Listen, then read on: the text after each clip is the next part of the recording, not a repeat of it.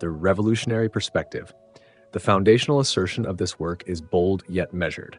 Existence in all its dimensions, biological, cognitive, societal, and metaphysical, is governed by a set of these are not merely extensions of physical laws, nor are they metaphysical abstractions disconnected from empirical reality. Rather, they are laws of existence, principles that articulate how things come into being, persist, resist, evolve, and eventually dissolve. These laws offer a unifying scaffold that explains not only material phenomena, but also the emergence of life, the architecture of thought, and the trajectories of complex systems. Conventional scientific frameworks, particularly those derived from physics and evolutionary biology, have served us well in explaining parts of reality. However, they often fall short in capturing the integrative logic of existence. This book contends that many such frameworks suffer from a reductionist bias.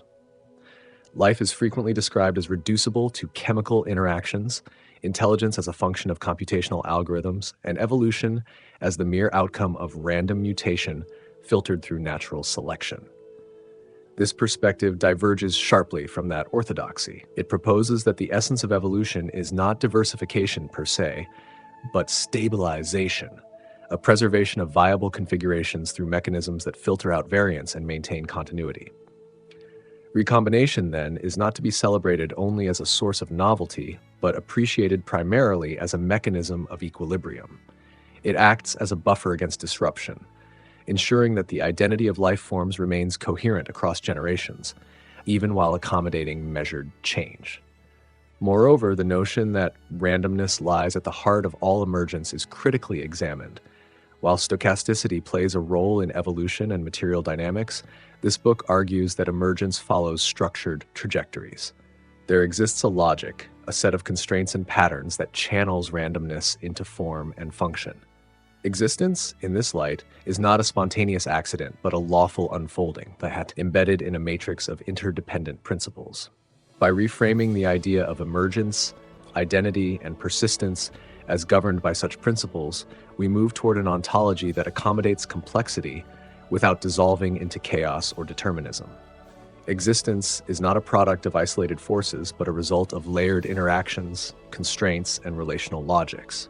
This holistic view allows us to perceive the universe as a dynamic system of co-emerging realities, where biological life, cognitive architectures, and societal structures are all governed by interconnected laws. A challenge to the reader. This is not a book of comfortable certainties or prepackaged truths. It is an invitation to intellectual courage. The ideas presented herein are neither dogmas nor doctrines. They are propositions, coherent, reasoned, and rooted in inquiry, but still open to critique and refinement. To engage with this book is to enter a philosophical expedition that demands not just comprehension, but active participation. The reader is not a consumer, but a co-investigator. This text expects the reader to question deeply, to examine assumptions, and to entertain the possibility that long-cherished explanations may be inadequate. If you seek affirmation for existing beliefs, this book may appear unsettling. If, however, you are willing to think beyond disciplinary silos and venture into the discomfort of ambiguity, then the journey offered here will be intellectually rewarding. The challenge is to become flexible in thought without descending into relativism, to adopt a mode of inquiry that is both critical and constructive. This book offers no final answers, but it equips the reader with conceptual tools to ask sharper, more encompassing questions. It calls for a shift, not merely in what we think, but in how we think about existence.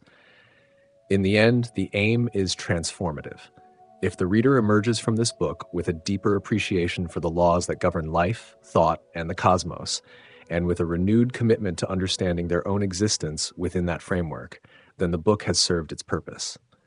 The revolution, then, is not in the writing, it is in the reading.